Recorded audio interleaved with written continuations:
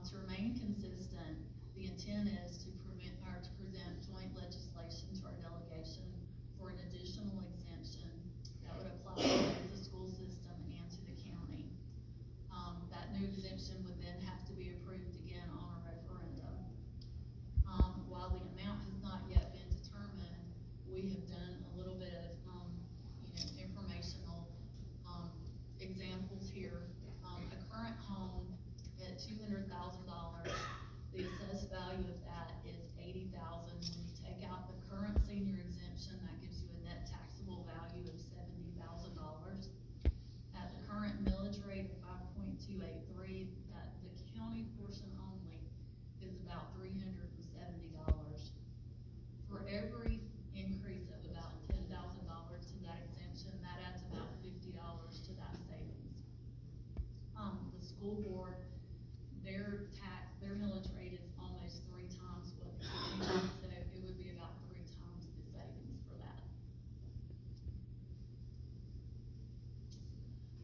This is a complicated issue, and again, there are some inherent issues written into the statute, which is why there has been additional legislation to try to address some of those issues.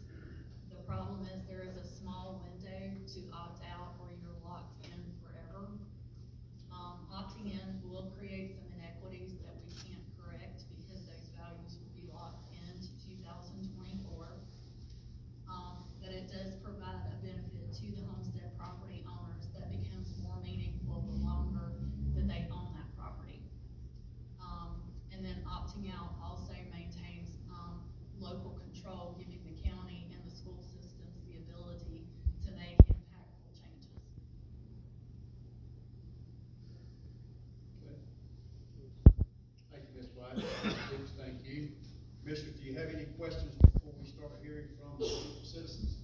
Mr. Chairman, I just wanted to just for clarification, make sure that everyone's aware of that.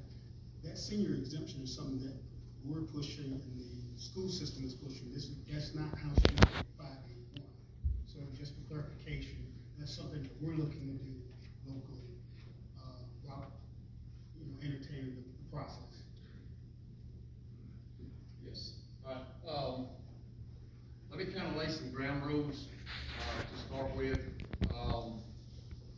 We're not going to comment from the commissioner's standpoint, so if you have a question, then we're not going to get into that. But if you just want to make a comment, make a statement about what your position is about House Bill 581 on the either opt-in or opt-out, that's what we want to hear from you as the citizens. Because we're not going to vote tonight to be opting in or opt-out. This is the second of 3 hearings that we're required to have. We will finish up the 3rd meeting, and then following that meeting, at late February, then we'll make that decision on whether to opt in or opt out.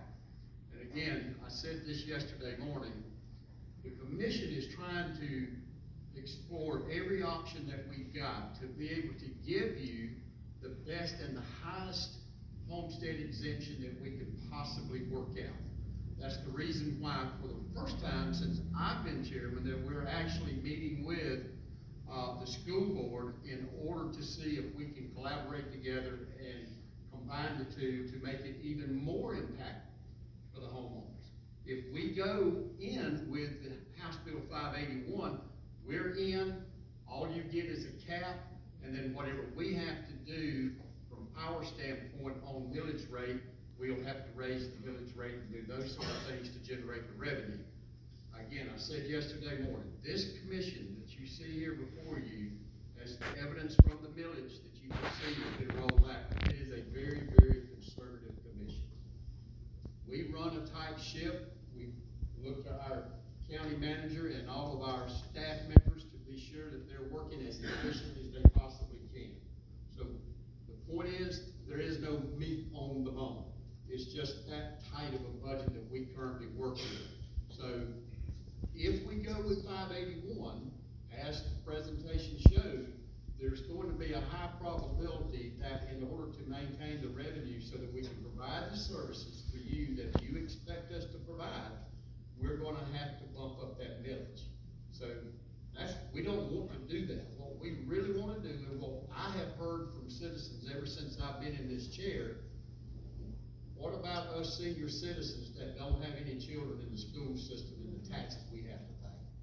This is an opportunity for us to explore all that and see if we can get you a much higher level of tax savings, through your homestead exemption.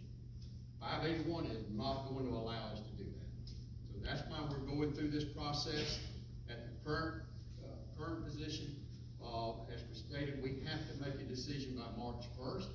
There is some legislation on several factors that's being addressed in the General Assembly as we speak right now. And they're doing that simply because they know that there's problems with House Bill 581.